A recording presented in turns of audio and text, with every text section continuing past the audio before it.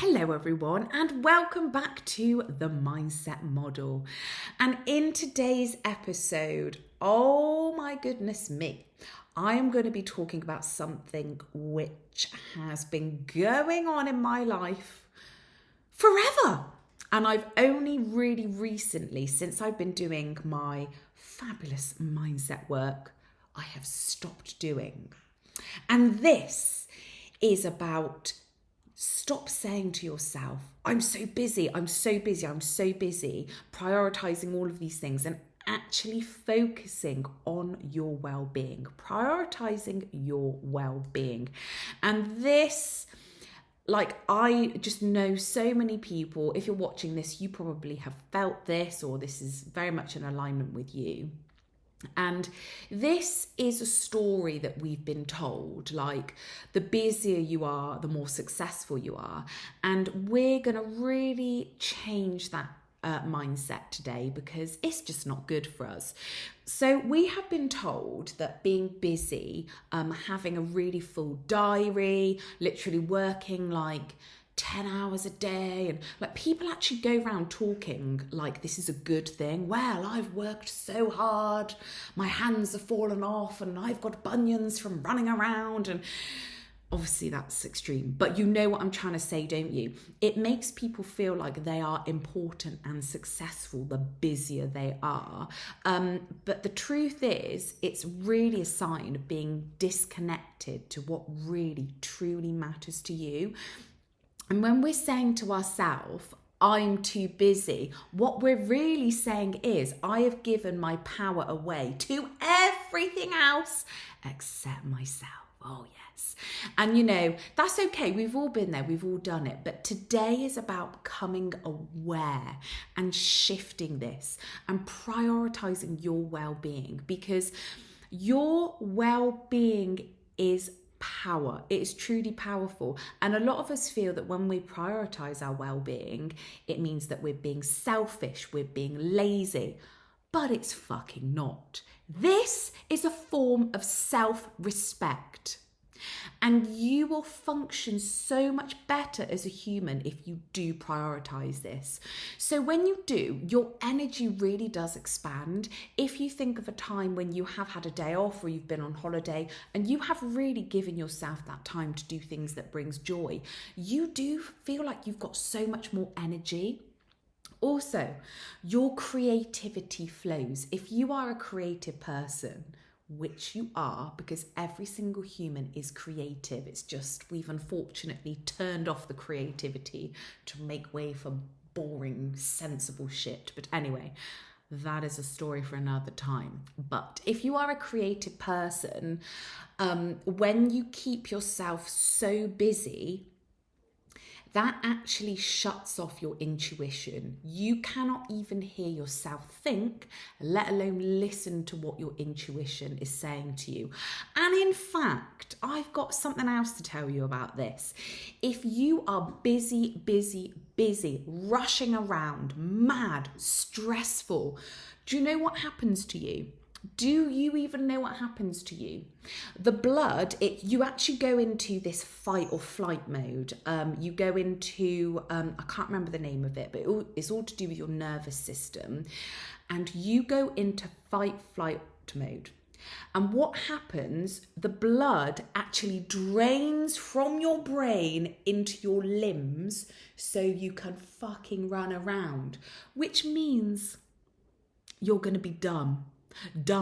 Yes, dumber. So the more you're being busy, the dumber you're getting. No, we don't want that. Absolutely not. So, however, if you do prioritize your well-being and you take time to reflect and slow down and be in the moment, that's when you can listen to your intuition and your creative ideas start flowing. Also, your relationships as well, they get more meaningful, they get deeper, because who here has been so stressed and then they've taken it out on a loved one, a family member, a friend, for no fucking reason apart from you're just stressed? It elevates you into this anger, and like literally someone can breathe and you're like, what the fuck are you doing? You know? But when you actually take time to be in the moment and be present, this will really help with all of your relationships. And again, with your dreams, goals, and desires, they will just stay so stagnant if you keep yourself in this busy, busy, busy mentality. And you will keep living Groundhog Day until you break that cycle and you focus on your well-being. And the thing is, you don't have to earn your right to rest. You can just do it. There is no one saying like, oh, wow, you've had a 30-minute break and a rest and that's it now. You don't. No, it is up to you. You have the choice. You have the choice to do this. And you don't have to prove yourself by burning out. You are already worthy. You are okay. Now, the other side of this as well, I learned something very interesting over the must have been 2 weeks ago. So I have a very hectic lifestyle in the way of I have a full-time job, which is quite a hardcore job. I'm driving around the country, I'm looking after clients and, doing all of the things that comes with that. But I am also writing a book at the same time and launching a business. Yes.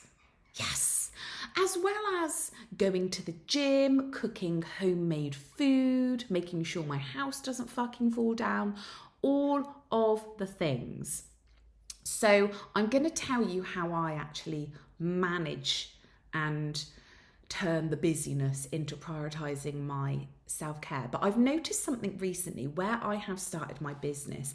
I have never in my working career been this excited. Like, I am obsessed, and I'm going to use the word obsessed because that is how I am right now. I am so, I'm going to say, in love with my brand, the mindset model, that I am just, the creativity is flowing, everything's exciting. Even my brand director was like, this is the best project. It's the best project she's ever worked on. She's getting ideas in the middle of the night. She's got a bloody note, pen and pad next to her bed so she can write these ideas down. I know.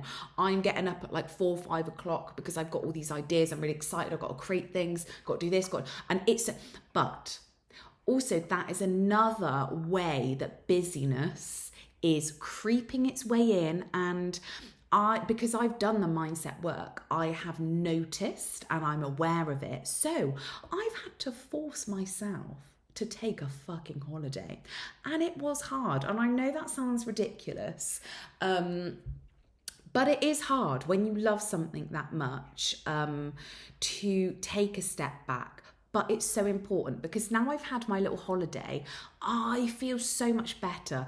I feel like I am refreshed and ready to go.